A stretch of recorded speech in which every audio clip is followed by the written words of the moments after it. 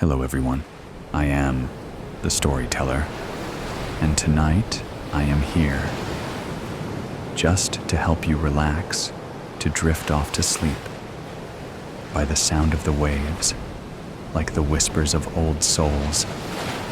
I know you have come to this video not just to hear the story, but also to find a deep, peaceful sleep. But before we begin, please gently like the video and subscribe to the channel so I can continue to tell you strange stories under the dim moonlight.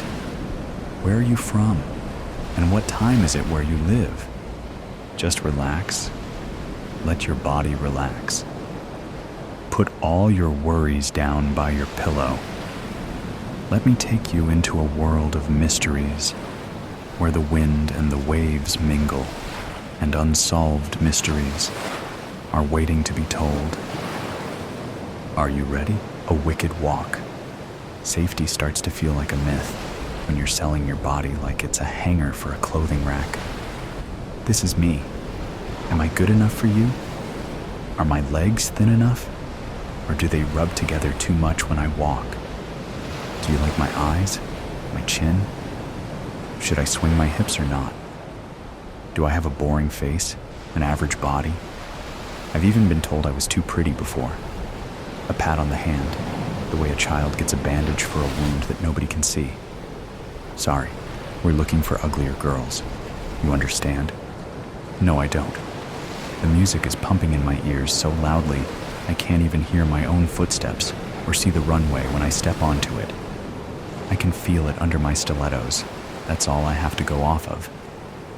I can feel the back of my dress is completely unzipped until about 3 seconds before I'm out there, bathed in neon purple light. Everything is distorted. I keep my gaze forward and focus on my hips, on my hands, on my steps, one foot in front of the other. A camera flashes somewhere, and everything is white for a fraction of a second. I blink, but my face doesn't move. The shoes are too small for me. I can already feel a blister forming. The music is so loud I can feel the bass rumble through my feet, vibrating through my body as I watch the model in front of me almost roll her ankle as she poses at the end. In my head I'm laughing, but on the outside I am poised, though admittedly I'm looking forward to hearing her get chewed out. Better her than me.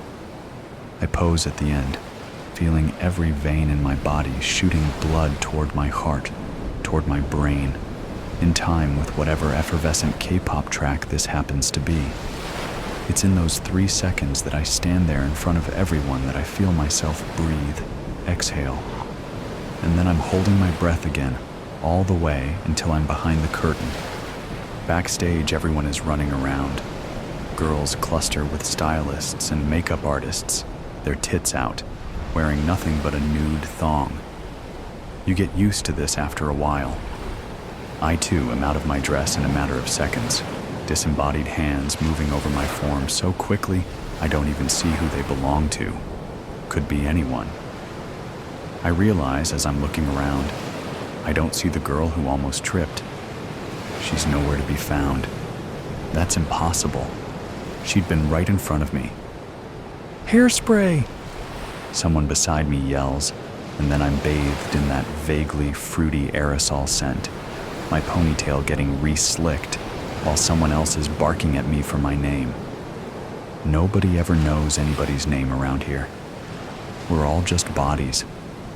Sabrina, I'm saying, and even as it comes out of my own mouth, it sounds unfamiliar. Foreign. I don't remember the last time I said it.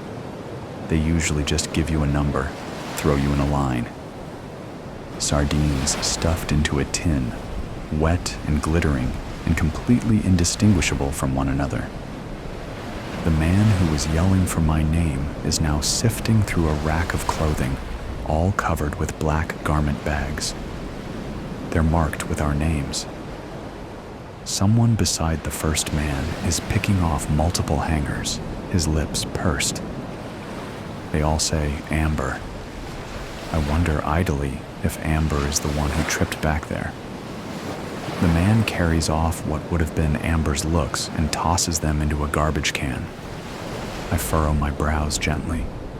This was a more low-grade show, underground you might say. But I'd never seen anyone throw away a designer's pieces over a shitty runway walk. I don't have any more time to think about this before they're shoving me up onto the runway again, a new pair of ill-fitting shoes on me. I hadn't even realized someone had changed them. I walk, now in a pair of shorts and a crop top. All the designs are white, pristine looking. In the club lights they have going, we all sparkle like mirages of snow in a desert. Somehow, we all look fresh, clean, cool. Our hair is slicked, our makeup is bright and colorful. My eyeshadow is bright orange, my lips dressed in a plum sort of shade. The eyes that look on take us in with lips pressed flat, hands folded in laps. They watch us waiting for a mistake, waiting for another Amber. It was never about the clothes. You can always feel it, the way they're watching each step you take as you pass by among the string of girls. One after the other, they clench their hands together tighter, like they're praying we fall. But there's no God here, that I know. We hold ourselves up, or we drop. As I'm walking, the music changes to a song with more guitar, even louder and more suffocating than the last. Another noisy tune that I'd never heard before, something club-esque and punchy. My steps stay uniform, elegant, and strong. I have tunnel vision for the model's head in front of me, so much so that I almost trip on the body. Amber. She's laid over the runway with a slice in her neck so deep the smell of thick, hot, metallic blood fills my nose as I step over her. I only glance at her for a moment. I keep walking. I keep walking as I'm thinking, is that fake blood? It can't be. The smell. And then the model behind me screams, a shriek that's barely audible over the sound of the music. Nobody in the audience shifts. They all just sit there, eyes forward, like mannequins. I dare to look down slightly again, and our heels are leaving behind trails of Amber's blood, the fluid glowing in the neon lights, contrasting the white we're all draped in. When I arrive backstage, the model who was screaming is being snatched from behind me, howling like an animal as multiple people keep her from running, caging her in. My heart is hammering in my chest as another pair of hands is undressing me again. I hear someone in my ear telling me how perfect I look out there, how I'm doing a flawless job. I don't say anything. I just flinch when I feel them running something wet all over me. I look down, and my bare chest is covered in red. It's still warm. Is it Amber's? I look over my shoulder, and the girl with the curly brown hair is being punched repeatedly in the stomach, crying out for help, reaching into the air toward where I'm standing. Nobody looks toward her, but me. I just look at her. I'm soaked in blood, the penny smell invading my nose so aggressively my stomach is curling in on itself. They don't even give me shoes, and then I'm up again, being shoved out of the curtain with nothing but my nude thong on, and whoever's blood smeared all over my sand-colored skin. Probably Amber's. For no reason at all, I walk. The music isn't even music anymore, it's just high-pitched buzzing. Nobody in the audience moves, but I do. I walk. I am the pillar holding all of this up. I am walking sex. I am red and beige and blonde. This is me. Am I hot enough yet? The blood is so hot. Do I look strong enough? Are my hips swaying properly? How are my eyes, my lips, my neck? Tell me I'm perfect. Nobody in the audience looks at Amber's body. Neither do I. Am I ugly enough yet? Yes. I walk, displaying her sacrifice on my skin, showing everyone what her sweat and tears couldn't keep inside her body. My steps get more and more confident as I step into the puddle again, the balls of my feet sticking to the runway as I leave new prints of red behind me.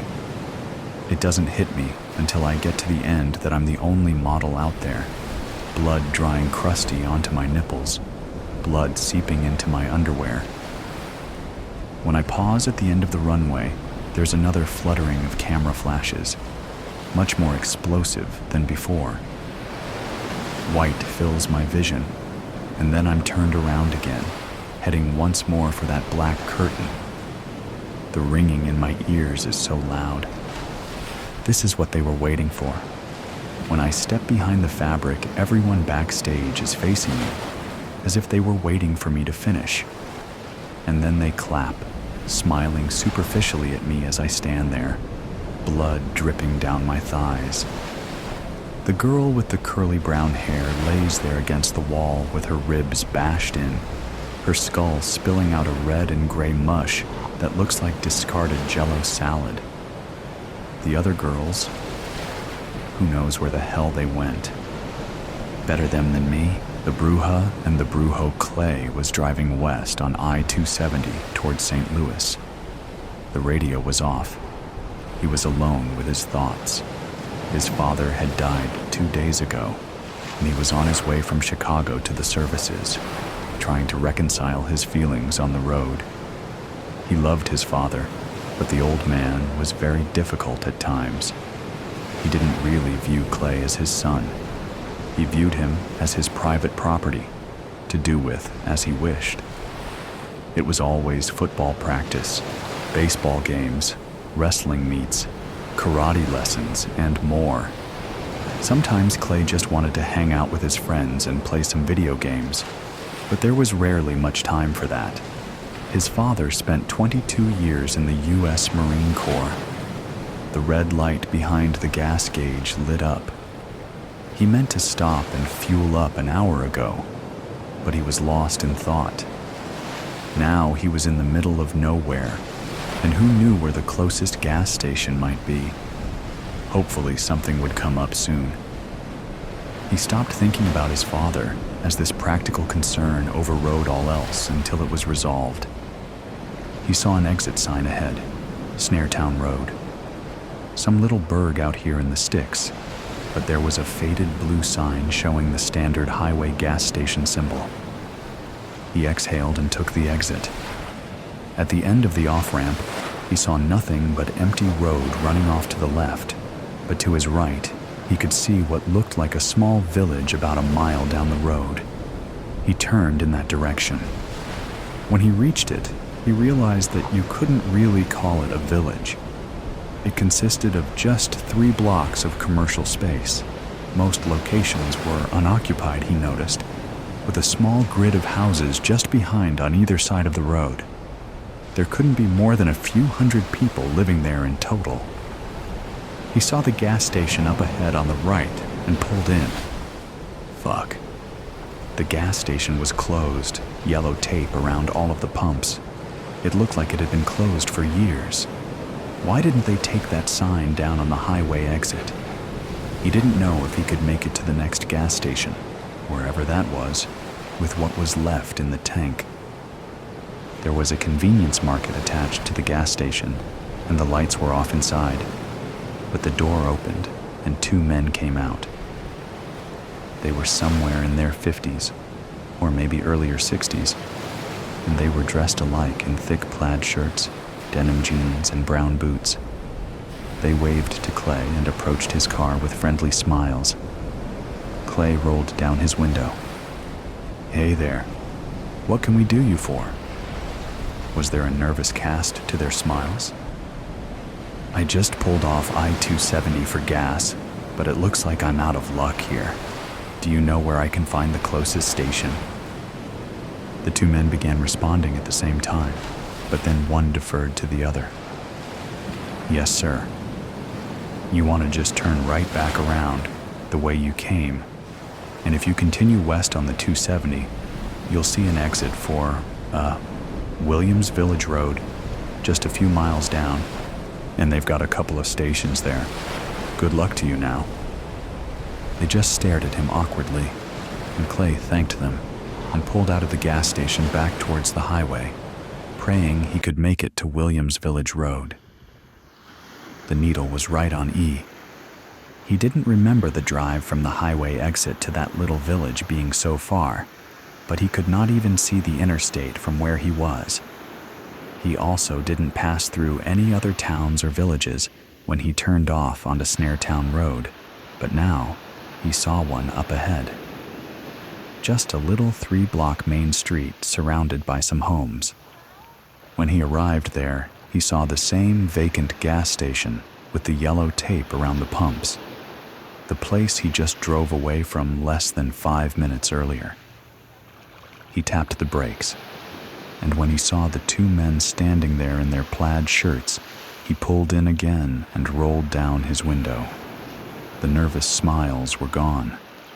Now they just looked nervous, their faces somewhat ashen. The one who had provided the directions to Williams Village Road spoke up. "Hey there, partner. Did you get turned around or something?" He looked around. Clay had a very strange feeling in his gut. Not a good feeling. "I don't think so.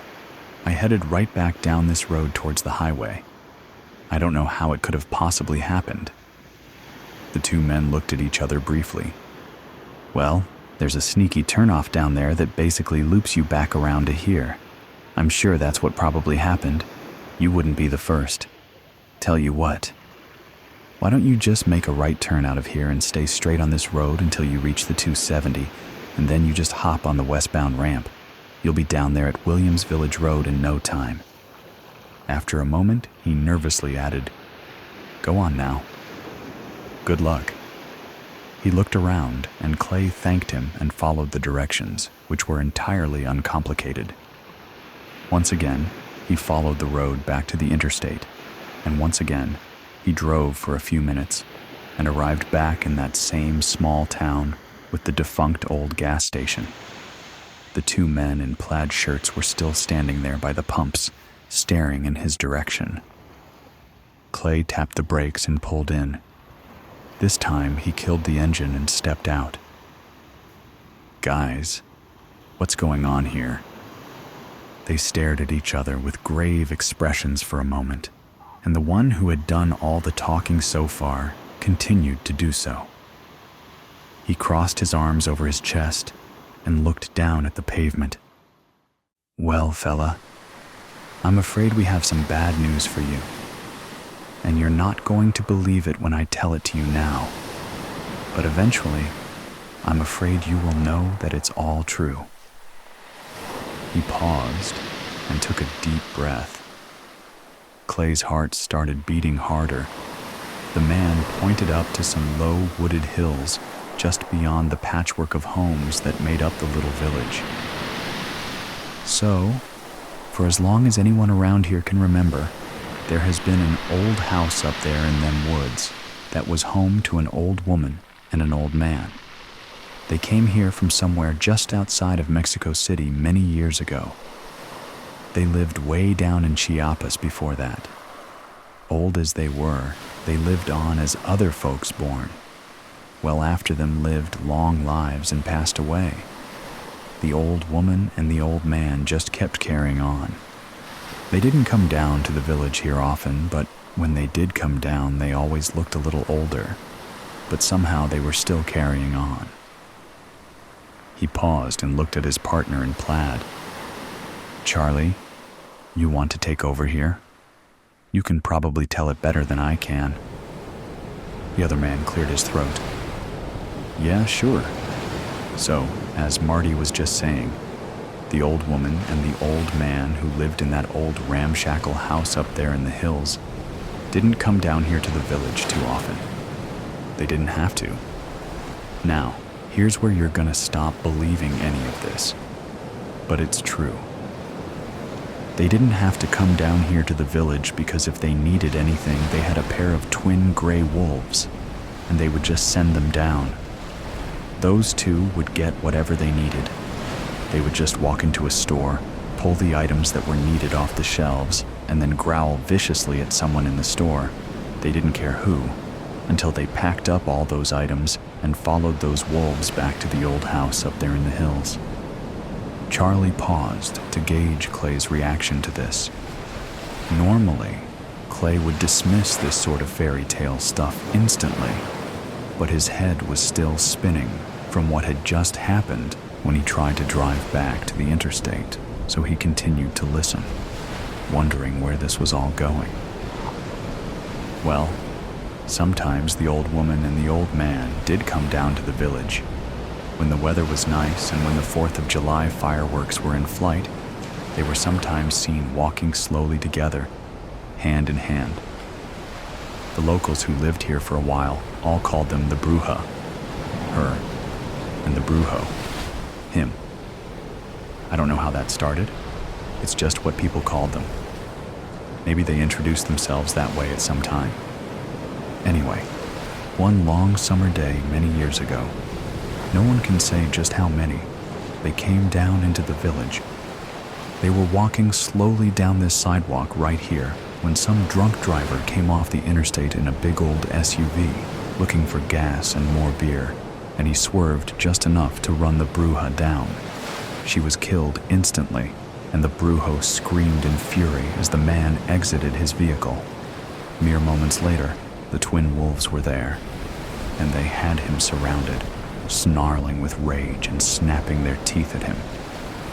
The Brujo pointed down at the old woman, and without saying a word, the driver lifted her body and followed the old man back up to the old ramshackle house in the hills, the two wolves trailing behind. He paused there and raised his eyebrows, giving Clay a chance to ask any questions or express his disbelief. Clay just stared back at him, waiting to hear the rest of the tale. Charlie continued. Well, that's when things changed around here for good. For starters, all of the usual deliveries that we received every week, food, gas, prescription drugs, retail products like clothing and shoes and such, just all stopped coming one day. That was the day that we woke up and found that drunk driver crucified by the side of the road just down there. He had a sign hung around his neck that read, "Do not touch me," and no one was brave enough to defy that warning. He stayed up there for almost a year, the crows picking the flesh off his bones. And then one day, there was a storm, and the crucifix was blown down. You can still see the remains of his bones in the tall grass over there. Anyway, after that, no one could leave. There were 188 people living here at that time. Any time that any one of us attempted to drive down towards the interstate and away from Snaretown Road, we ended up right back here, just like you did. Outsiders like you have turned up here over the years, and most of the time they were able to leave. But some, like you, found themselves unable to leave.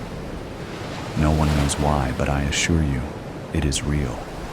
You're with us now. I'm sure you seriously doubt all of this, but someday, you will be buried here. Marty nodded, and Charlie paused again, and this time, Clay was done listening to the story. He walked back to the car door. Look, I don't know what kind of scam or joke you're trying to pull here, but I think I've heard enough. I'm leaving now. See you soon, Marty said quietly and waved goodbye. He did not smile. About 5 minutes later, Clay pulled into the gas station again from the opposite direction. Marty and Charlie were still standing right where they were when he left. He put the car in park and rested his forehead on the steering wheel for a short time. Then he exited the vehicle. All right, what the hell is going on here? Charlie just told you. Clay lifted his chin. Okay, well, if there are no supplies coming into town, how do you all survive? What do you eat? Charlie said, "Come with me," and walked back into the convenience market. It was mostly empty, with the exception of a few chairs and a fold-out table with a deck of cards on top. There was also a cold case, which was almost completely empty, and one of those large freezer chests that most people keep in their basement or garage. Charlie lifted the lid. It was empty. Every morning, me and Marty come down here at 8 o'clock and we check the case. Sometimes there's enough food for everyone. Sometimes there's only half that. On some days, there's just nothing at all. It's almost always frozen dinners and canned goods, but sometimes we find a bag of apples or oranges. And when someone here in town is sick, we will occasionally find a bag of prescription medications. Not always. One day there was a chainsaw, and that afternoon we got hit by a nasty tornado that knocked trees down all around. Knocked down some power lines too, but the power stayed on anyway. We lost our phone lines, cellular signal, and internet connections when it all started, but for some reason the lights have stayed on and the plumbing still works. We just can't reach the outside world. No one knows why, and no one is willing to speak with the Brujo about it. He almost never comes down to the village anymore. When he does, he is always flanked by those two gray wolves. Clay tried to process all of it. The initial instinct of his rational mind was to call bullshit on the whole thing, but he also knew what had just happened each time he attempted to leave the village. He needed air. He stepped outside and leaned against the fender of his car, parked by the dead gas pumps. Charlie and Marty stayed inside and spoke to one another for a little while, and then they walked out and rejoined Clay. "I'm sorry, partner. I didn't catch your name." Clay introduced himself. "Well, Clay, we have lost many of our older neighbors over the years, and not too many new ones have arrived to replace them. The last one before you was Jimmy Gillis from Kansas City, and that was over 4 years ago. As a result, we have quite a few unoccupied houses where we can set you up." Charlie looked at Marty and said, "I'm thinking Benny McCabe's place would do nicely. It's small, but he and his brother did a lot of remodeling work before it all started, and it's still in very good shape." Marty nodded. "Sure. Come on, Clay. It's just down the block here. You can leave your car there for now. It will be fine. Not that you'll ever need it again." Neither of the older men chuckled at this. It was not intended to be a joke. Clay was just trying to make sense of it all as he followed them down the block to the house. He definitely hadn't given up hope of leaving here as soon as possible, but he didn't have a plan. He needed time to think. The house would give him some time to do this on his own. Charlie and Marty showed Clay around the single-story, two-bedroom home. It was nice enough.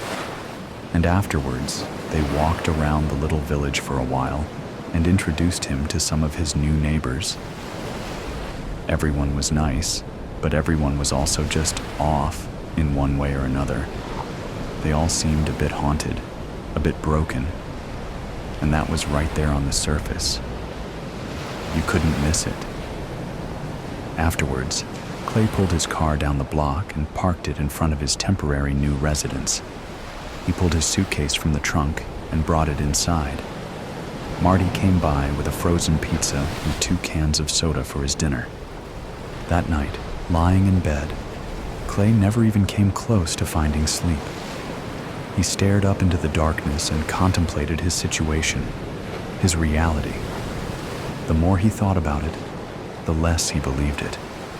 He was educated and not given to belief in the supernatural. This had to be some kind of trick or illusion. He couldn't understand the purpose, but he didn't want to find out too late that he had been trapped into some weird sacrificial cult or something like that. As the hours went by, he became more and more sure of his conviction that this was not real. He thought about the half-mad people he had met while walking the neighborhood with Charlie and Marty that evening. He had no desire to remain here another second. There had to be a way out. And this story about the Bruja and the Brujo, it was all just too much to accept. This was crazy. He had to be at his father's funeral. He had to get there somehow. He decided to leave. He got up and packed his things back into the suitcase and walked out to the front door. When he opened it, a pair of very large twin gray wolves sat there on the porch, perfectly still except for their yellow eyes. He recoiled instinctively and took a step back. The wolves let out a low growl simultaneously, but remained still. Clay slowly shut the front door to his new home and went back to bed. He would not be at his father's funeral. He knew that now. He wasn't going anywhere. Insatiable, Part 2. Her voice, trembling, cut through the silence. "Daddy?" The words scraped against something deep inside me, something buried under the roar of the hunger. My body moved before I could think, lurching forward, one decayed hand reaching. Her face twisted in horror as she stumbled back, pressing herself against the wall. "No, Daddy, stop. Stop. Please, God, stop." But I couldn't. The hunger tore through me, relentless, demanding. Her heartbeat echoed in my ears, a steady drum calling me forward. I reached for her, my jagged breath wheezing like rusted hinges. Her tears glistened in the dim light, her small hands trembling as she held them up, useless shields against what I was about to do. I was almost on her when the memory hit, sharp and blinding. Her tiny hand in mine, sticky with melted ice cream, her laughter bubbling up as she looked at me, wide-eyed with trust. "I love you, Daddy." The memory burned, more painful than the hunger. I stopped mid-lunge, my clawed hand hanging inches from her face. "Get away from her!" Emily's voice rang out, fierce and trembling. She barreled into me with all her strength, the impact jarring but barely enough to move me. A flash of silver caught the weak light. She had a knife. Emily. My voice was a wet croak, unrecognizable. She slashed at me, the blade tearing into the rotted flesh of my shoulder. I didn't feel it. She planted herself between Grace and me, her chest heaving, her eyes locked on mine. "You won't touch her," she spat, the fear in her voice barely hidden under the force of her words. Emily shouted without turning, her voice ragged. "Go, Grace! Don't look back!" Grace hesitated, her tiny figure trembling, then bolted down the stairs. "Run, Grace. Run far away from me, baby." The sound of Grace's retreating footsteps faded, leaving only Emily and me in the suffocating silence. She squared her shoulders, her trembling hand gripping the knife like it could keep the darkness at bay. The hallway narrowed as Emily stepped forward, knife trembling in her hand. The dim light from the shattered bulb above flickered across her face, her jaw tight, her eyes locked on mine. "Stay back," she said, her voice steady, even as the blade shook. "Stop! Stop! Please, God, stop me. This is my love. This is my life." It wouldn't let me stop. The hunger surged like a wave, driving me forward. My rotting legs dragged against the floor, my fingers twitching as they reached for her. I screamed at my body to stop, but it kept going. "Stop. Please, for God's sake, stop." But the hunger roared. It was a force, pulling my body like strings on a marionette.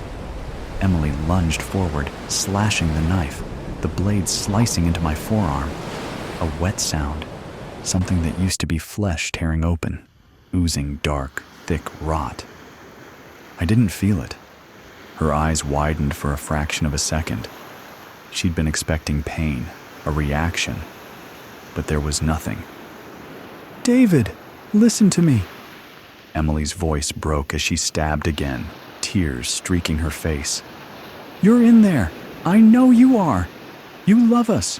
You love Grace." But her words barely reached through the roaring hunger, and my hands moved without me, reaching for her. Her expression faltered, the resolve cracking just slightly, but she gripped the knife tighter.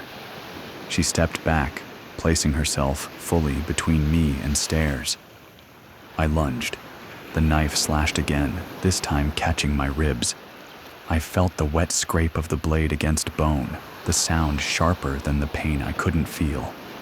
She screamed for Grace again, her voice raw and desperate. "Run, baby! Run!" Grace's sobs echoed from the bottom of the staircase, her small figure darting out of sight. I lunged, my decayed fingers closing around Emily, seizing her in a moment when her eyes flicked toward Grace. A heartbeat of distraction was all the hunger needed to strike. Emily screamed, her voice cracking into something raw and animalistic. Her fists pounded against my chest, each blow weaker than the last. Her nails raked my skin, peeling away rotted flesh, exposing yellowed bone. She twisted, fought, but I held her like a vice. Her body was warm, so warm, it burned against the rod of my hands. Her eyes locked on mine, wide and terrified. For half a heartbeat, I thought I could stop. Then the hunger surged again, tearing through me. My body moved before I could think. My teeth sank into her neck, tearing through skin and muscle with a sickening wet snap. Hot blood surged into my mouth, metallic and thick, spilling down my throat in waves. The taste was fire and ecstasy, searing through what little humanity was left in me, and I hated how good it felt. Emily's scream turned into a gurgle, her hands clawing at my face, pushing weakly as I tore deeper. Stop. Stop. Stop. But I couldn't. The hunger was everything. Her body jerked once, then stilled. Her blood ran warm and steady over my hands, pooling at my feet. Her lips moved, forming words I couldn't hear, couldn't understand. Her eyes found mine, wide and glassy, but there was something else there, a flicker of recognition, a memory, love, maybe, or disgust. Then it was gone. The light in her eyes snuffed out, leaving only the dull, empty stare of the dead. I let her fall, her body crumpling to the floor like something broken, discarded. My hands shook, slick with her blood, her warmth already fading. I wanted to scream, to claw at myself, to rip this hunger out of me with my bare hands. But there was nothing left, nothing but the hunger and her lifeless body at my feet. "Emily," I tried to whisper, the word choking in my throat. Black ooze dripped from my mouth, pooling with her blood on the cold, unforgiving floor, the hunger inside me roaring in triumph. No! What have I done? Then I heard it, a small, sharp gasp. Grace. I turned, my body sluggish. She stood at the base of the stairs, her small hand clutching the railing. Her eyes were wide, red from crying, her face pale. "Daddy?" she whispered. Her voice cracked something inside me that should have died with Emily. I tried to speak, to tell her I was sorry. But when I opened my mouth, all that came out was a moan, wet and broken. Black ooze dripped from my chin, pooling at my feet. Grace screamed, her voice breaking into choking sobs. "Mommy! No, Mommy, please!" She stumbled back, gripping the railing as if it could hold her world together.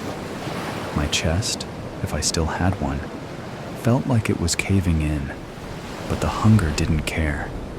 It surged again, pulling me toward her. "Graksh," I croaked, the word barely intelligible, but she heard it. And she turned and ran, her small figure disappearing into the dark. I stumbled forward, my body following her scent, even as my mind begged for the darkness to take me. The hunger stirred again, twisting inside me, demanding I follow. I looked down at Emily. Her blood was still warm on my hands, her lifeless body crumpled and broken at my feet. I am losing everything. The hunger didn't care. It roared, pulling me to my feet, dragging me after Grace. Number, please, let her go. But the hunger will never let go. The street stretched out before me, empty and cold. My feet drag against the pavement, leaving wet, dark smears behind. The hunger had quieted, but it wasn't gone. It never was. It coiled beneath my skin, waiting for the next surge. I stumbled past darkened houses, their windows like hollow eyes. Somewhere in the distance, a dog barked, sharp and frantic. I froze, listening, but the sound faded into the hum of distant traffic. What am I doing? Emily's face swam before me, frozen in that final, lifeless stare. Her blood still clung to my hands, thick and sticky. My body ached, not from the fight, but from something deeper, a guilt so heavy it made every step feel like wading through tar. Then a flash. Sterile white walls. A row of test tubes, their labels blurred and meaningless. A shattered vial, the liquid spreading across my face and hands like blood. I stumbled, my shoulder hitting a street lamp. The cold metal bit into my decayed skin, snapping me back to the present. The hunger stirred, hissing in my ears, but the memory clawed its way back, stronger now. We shouldn't push this far. My own voice, frantic, echoed in my head. I could almost feel the heat of a lab, the hum of machinery. But the memory didn't stay. It bled, twisting into something else. Emily laughing, a steaming cup of coffee in her hand, her hair falling loose around her face.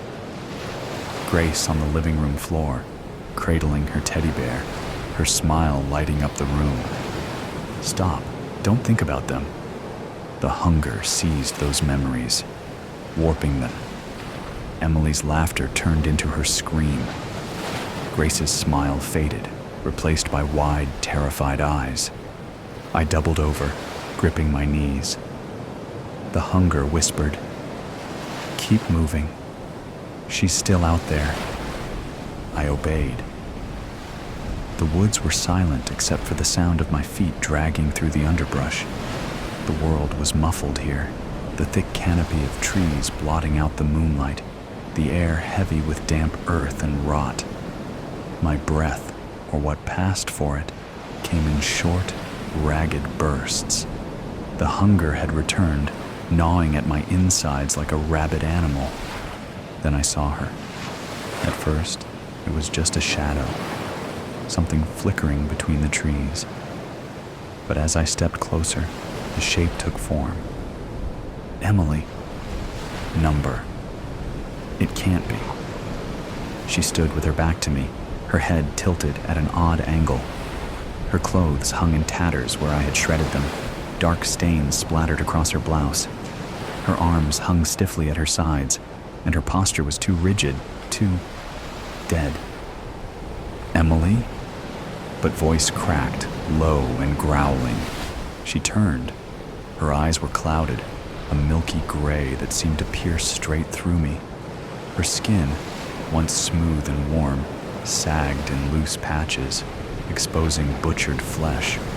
Her mouth hung open slightly, lips cracked and blackened. For a moment, I thought I was hallucinating. My mind had been slipping since the hunger took hold, twisting memories into cruel replicas of reality. But this wasn't a memory. She was here, standing in front of me. She wasn't human anymore. My hands trembled as I stepped closer. Her head tilted further, her movements jerky, like a puppet with tangled strings. Her gaze locked on mine, and something flickered in her expression, a shadow of recognition. The hunger in me stirred, hissing and coiling like a living thing. I could feel it inside her too, like a heat radiating from her decayed form. It linked us, bound us in a way that no words could. She took a step forward, her movements uneven but deliberate. I didn't move. I couldn't. Her mouth opened, and a low, gurgling sound emerged. Half a growl, half a moan. She took another step, then stopped. We stood there, facing each other. Then the sound of footsteps broke the silence. A man appeared on the path, his flashlight cutting through the darkness. He was walking a dog, a large, lumbering thing that barked at the sight of us. The man froze, his eyes darting between me and Emily. The hunger surged, roaring in my ears. My body moved before I could think, lurching toward him. Emily moved too, a grotesque mirror of my movements. The man screamed as we collided with him, our hands tearing at his clothes, his flesh.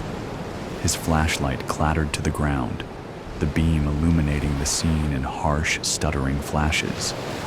I felt my teeth sink into his shoulder, the hot rush of blood filling my mouth. Beside me, Emily clawed at his chest, her fingers digging deep into his skin. The dog barked frantically, pulling at its leash, but the man's screams drowned out everything else. His warmth seeped into me, dulling the hunger for a brief, fleeting moment. I turned to Emily. Her face was smeared with blood, her eyes still clouded but alive with something primal. We fed together, tearing him apart piece by piece. His screams faded, replaced by the wet, sickening sounds of flesh being ripped from bone. When it was over, we stood there, our bodies slick with blood. The man's lifeless form crumpled between us. The dog had fled, its leash trailing behind it. Emily looked at me, her head tilting again. The recognition was still there, faint but undeniable. This wasn't love. It was something else, something twisted and monstrous. But in that moment, it felt like we were connected, bound by the hunger and the carnage we'd wrought together. I wanted to scream, to claw my way out of this nightmare. But all I could do was stare at her and wonder how much further I could fall. The first one appeared the next night. Emily and I had just finished. A man in a suit stumbling from a bar, his tie loose around his neck. His screams were already fading. His body crumpled on the ground when the hunger in me finally dulled. I was wiping the blood from my face when I felt it. A shift in the air, subtle but undeniable. I turned, and there he was. He shouldn't have been moving. His chest was ripped open, his throat little more than a mangled red mess. But his head twitched, then turned toward us. His eyes were empty, the sockets ringed with blood, but something stared out of them. Emily tilted her head, mirroring his movement. A low sound came from her throat. The man stood, jerking upright as if pulled by invisible strings. My legs felt weak, shaking beneath the weight of what I was seeing. But then another appeared, and another.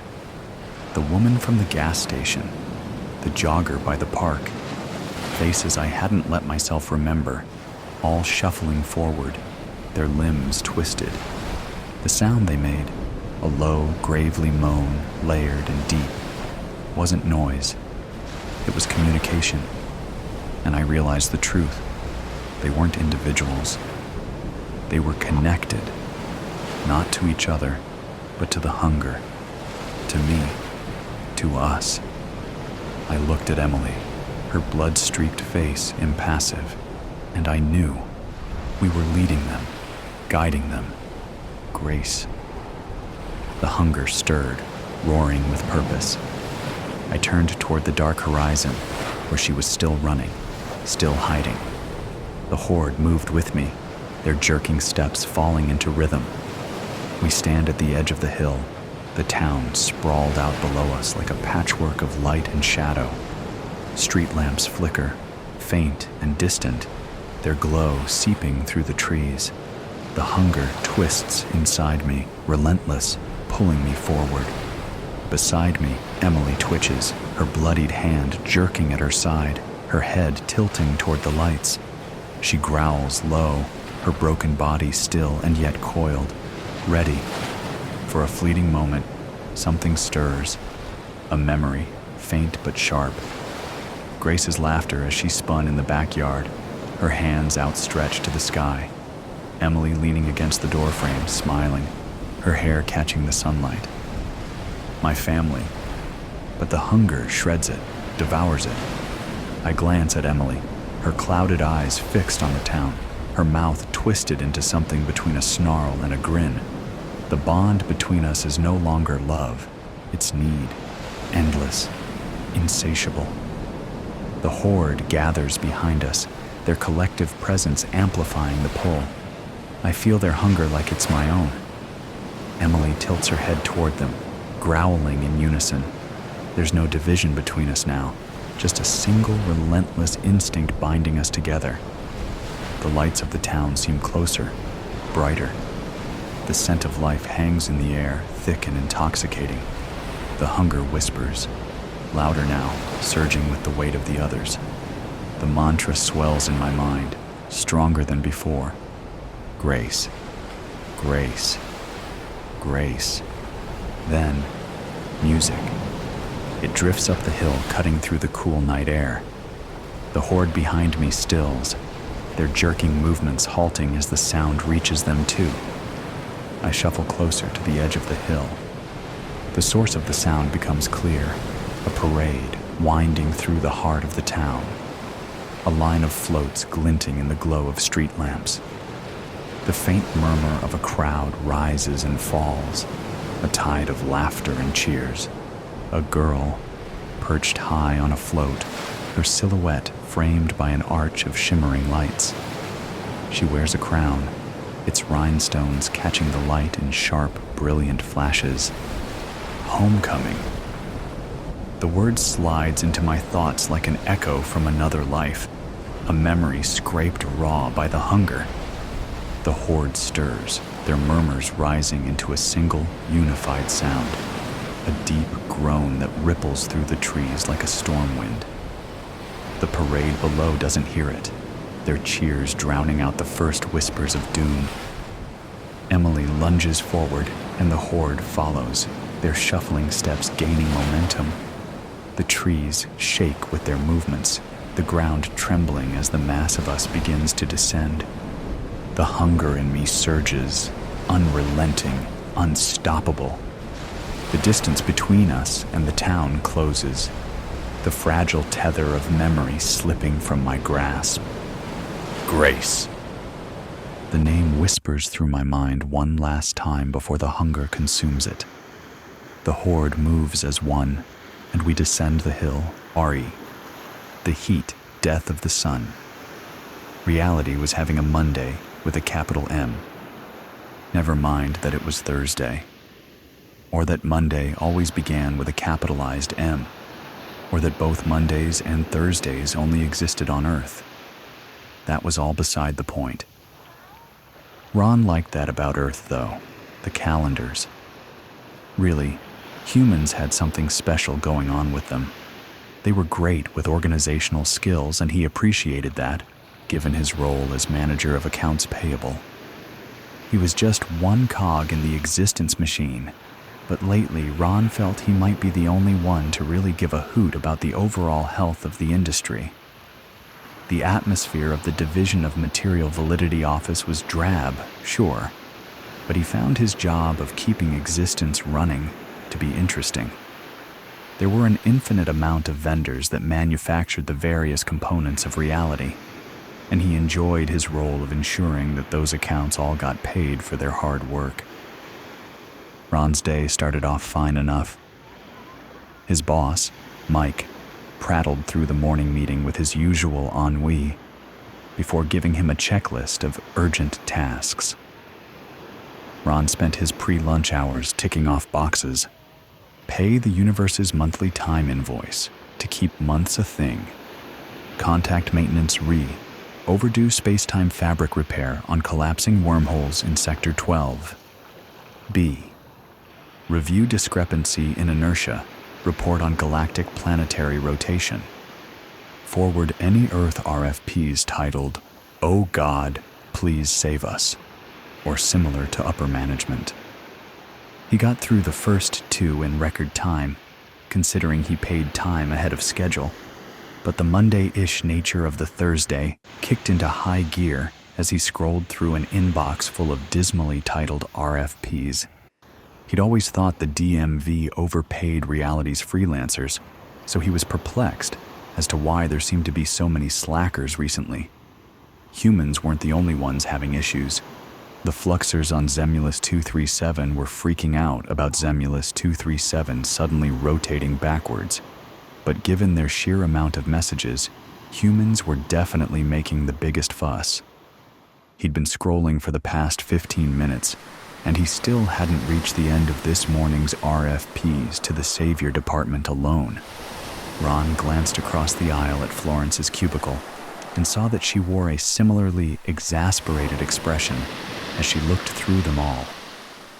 It would seem that endless earthen pleas to the heavens were clogging up everyone's inboxes. Ron, frankly, was at his wit's end. He dialed Mike's office phone extension. Why is Earth spewing out so many salvation proposals all of a sudden? Sun's getting too big and hot. They're having a rough go of things. Ron blinked and scrubbed at his forehead. That's odd. I paid Fusion's invoice. I know. They got upper-level orders to churn out more energy, though. Kicked it up yesterday. He sank back into his office chair and rolled his eyes to the ceiling. And upper management didn't communicate that with the rest of us because... Mike snorted. It was just a little tweak to Fusion's workload, not a big issue in the overall grand scheme of things. Ron sighed. Okay, thanks. Forwarding now. Yep. He set the phone back on the receiver and began forwarding messages up the chain of command, but paused at one rather offensive title. He read the message, feeling a bit nosy as he did so. From Alice Kincaid at Earth.universe.2, all at DMV.universe.subject, RFP. We're dying down here, asshole. Hey, God. CNN just announced we have about 6 months before we're cooked. The sun's getting hotter by the day. I can't go outside anymore. I thought we had like a billion-ish years left. At least, that's what the Science Museum exhibit said when I went as a kid. Scared the hell out of me. Always has. But a billion years is a damn long time. 6 months is absolutely not. I would love it if you could make the sun go back to normal. I haven't done everything I wanted to do yet. Please, it's too hot. It hurts. My skin is... Please. More sincerely than I've ever been about anything, ever, Alice Kincaid. Scowling, Ron called Deity. The line rang for a few long moments, but he was pleasantly surprised when the CEO answered. Hello? Hi, Dee, how's it going? Hey, man, same old. What's up? I just had a question about Salvation RFPS. Ron could hear Deity typing something as he responded blandly, Shoot. Are you guys doing anything about them? I've forwarded several to you and the board, but they just keep coming. I was going to mark them as spam and wanted to check if you're receiving them without me forwarding. Yeah, spam them. Got it. Ron considered whether it was professional to ask further questions, but his curiosity outweighed his propriety. Are you going to respond to them? Take any of Earth's projects on, I mean? Deity laughed in an offhand way. Nah, I'm phasing out the planet. Humans are too destructive. Tarsonis's Jebulons have their act together a lot better, so the board voted to sell off Earth and invest over there instead. It's a stabler market. He felt a hot stab of dismay at the news and swallowed thickly. Understandable, but can I say? He gave a little laugh. I mean, I know it's way above my pay grade, but... Ron chose his words carefully as he said, humans have been our top client for a few 100,000 years. They've had some centuries of poor performance every now and then, sure, but we've always kept an overall mutually beneficial relationship. It's unfortunate we're ending it on a bad note. Deity clicked his tongue. Speak more freely, Ron. I don't mind hearing your opinion. Ron huffed a chuckle. Don't write them off our books. I like what they put out. Would be a shame to not be able to get their stuff anymore. What sort of stuff? Ron thought for a moment. Well, I enjoy all the love stories. They've got some great food, too. I tried a sandwich once. Phenomenal. And I owe them a debt for coming up with calendars. Deity deliberated silently before replying. Jebulons just created a far superior timekeeping system, and it didn't take them almost 300,000 years to do it. Switch to using theirs. The market's moving on, Ron. Progress with it. I appreciate your input, though. Tell you what, I'll bring up your notes to the board at the next meeting. We may be able to work something out. Ron's shoulders relaxed. Thanks, Dee. Appreciate it. Yep. Have a good one. The line went dead. Ron turned his attention back to Alice's message, his cursor hovering over the mark as spam button. He decided to archive it instead.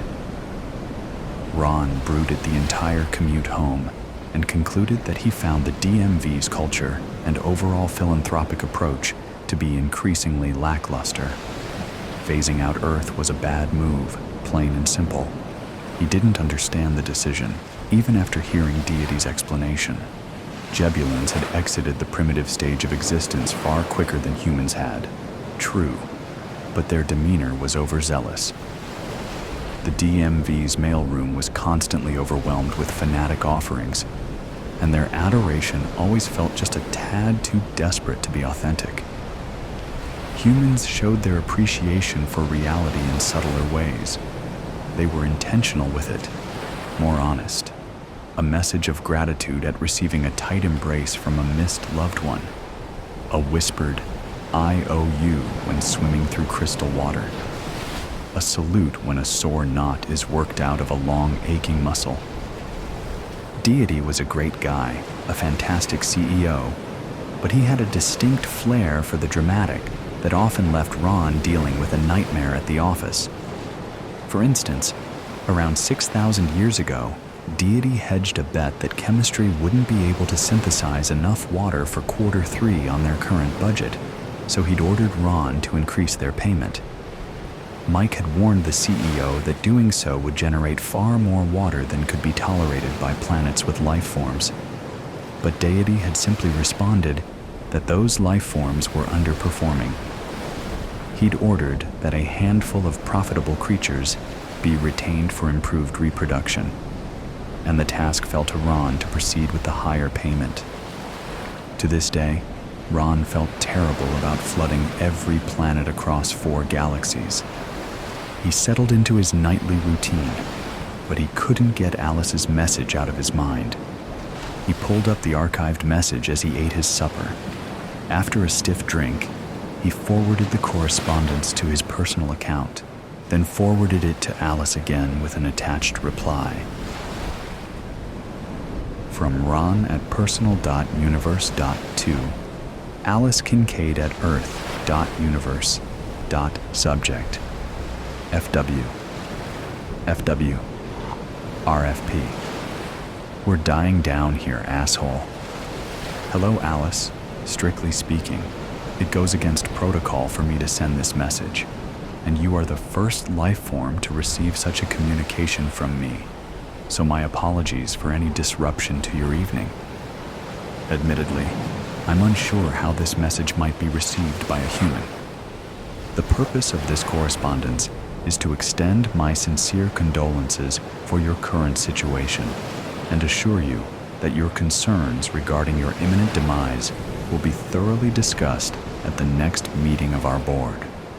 Please note, however, that this does not guarantee immediate action. We appreciate your patience during this time. All the best, Ron, Manager, Accounts Payable, Division of Material Validity. Ron sipped on his second drink, feeling a bit more at ease with the situation.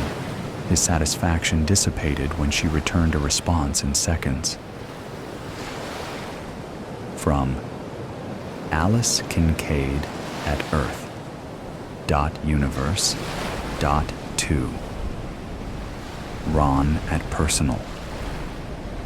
Universe. Subject: indistinct shriek of terror. I apologize, but I need Japanese text to perform the conversion as requested.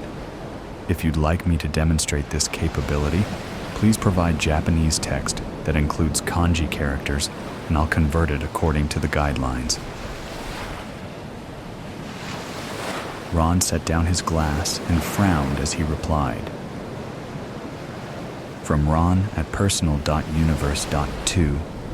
Alice Kincaid at Earth.Universe. Subject: indistinct shriek of terror. Hello, Alice. Your quick response is appreciated, but I am confused as to your meaning. Best, Ron. Alice's reply was instantaneous. From Alice Kincaid at Earth.Universe. 2. Ron at Personal.Universe. Subject: indistinct shriek of terror. Get out of my head. Get out. Get out. Are you reading a bloody email? God, it hurts. It hurts. Ron winced, pulled out his phone, and found Alice's alternate contact in the DMV database. He dialed the number for a video call. The image of a hyperventilating woman curled into the fetal position on a dirty floor appeared on the screen. She was covered in patches of charred skin, and her hair was matted with blood in some places. Ah, hello. This is Ron.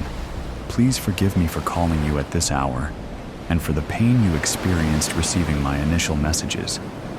I wasn't aware my previous form of communication would be painful for a human. She let out a shriek upon seeing him appear in what looked to be her kitchen. Her hands tore at her hair as she mumbled incoherently. Are you all right? It wasn't my intention to startle you. Alice shot to her feet and tugged a large chopping knife from its holder, brandishing it in his face. What are you? Ron's brow furrowed. He'd always assumed humans would recognize a DMV agent, considering all the mail they sent. As I said in my earlier message, I'm the what the hell? Manager of Accounts Payable at the DMV, he continued as she panted a string of vile curses.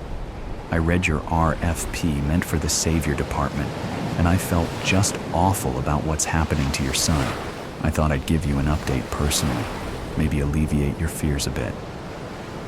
Her subsequent screech was nearly unintelligible, but Ron deduced through the wailed expletives that she was confused about the nature of the DMV. Please, miss, calm yourself. I'm not technically in the room with you. Alice's eyes bulged, but she stilled, and the knife clattered against the tile floor. The division is quite hard to explain to a life form on your plane of existence, but the short answer is that we manage and regulate that plane. She jabbed a finger in his direction. So you're the one responsible for making the sun about to explode? Ron's teeth tugged at his bottom lip. It's a bit more complicated than that. He lost the battle against his better judgment, and gave the terrified woman a simplified explanation of Deity's decision.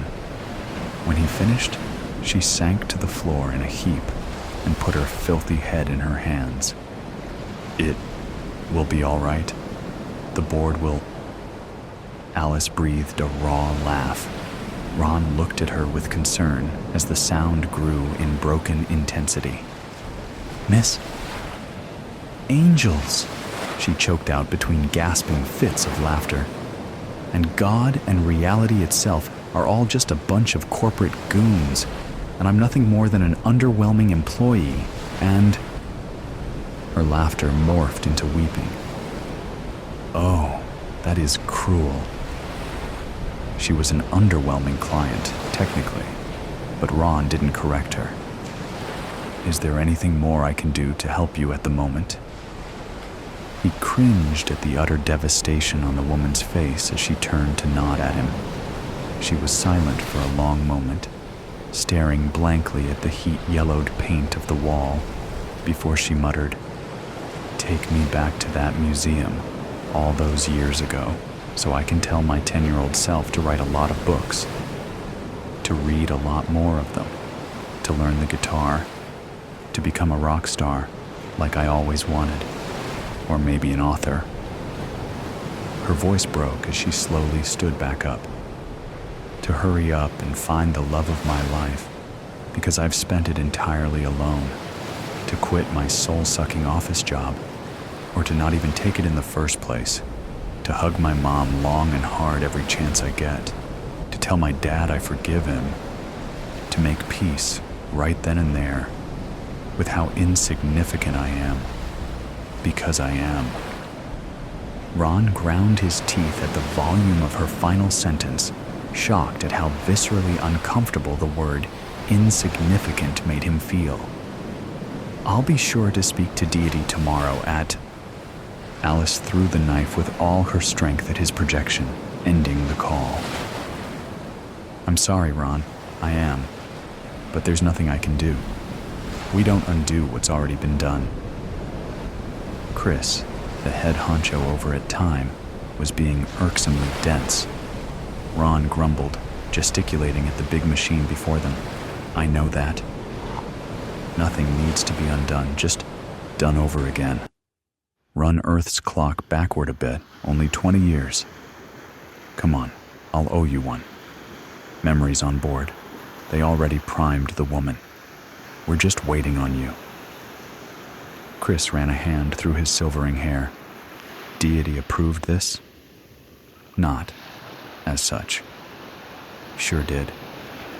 For one human woman? Consider it an experiment.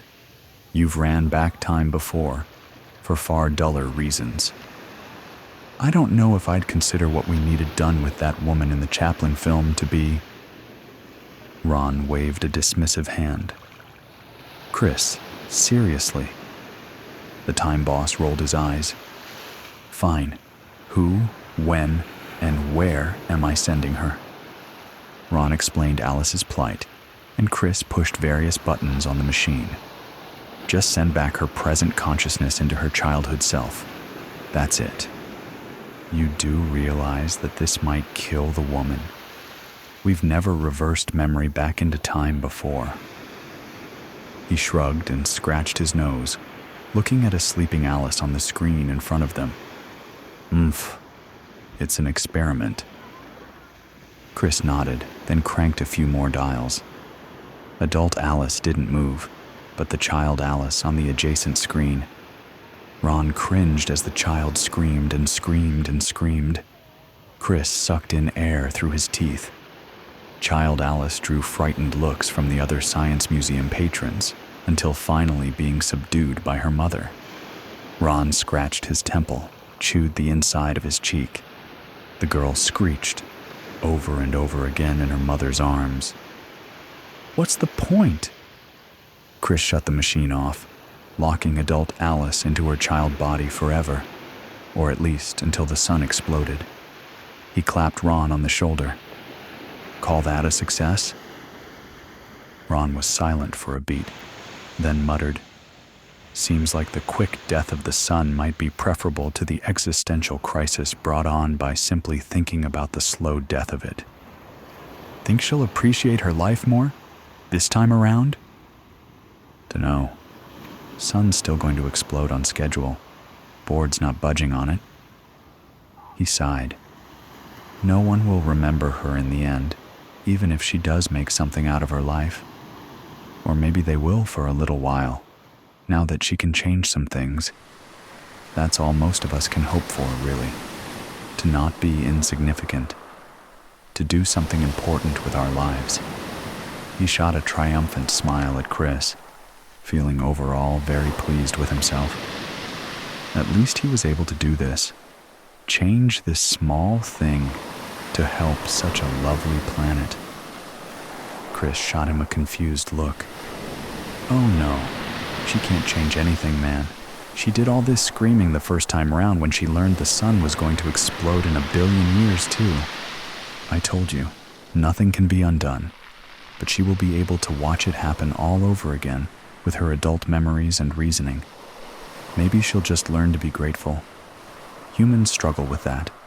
If you asked me, that's why deity's blowing him up. Ron paled, his grin evaporating. The time boss stretched his arms and cracked his back, and didn't notice the color drain from Ron's face. Anyway, let's get lunch. You're buying.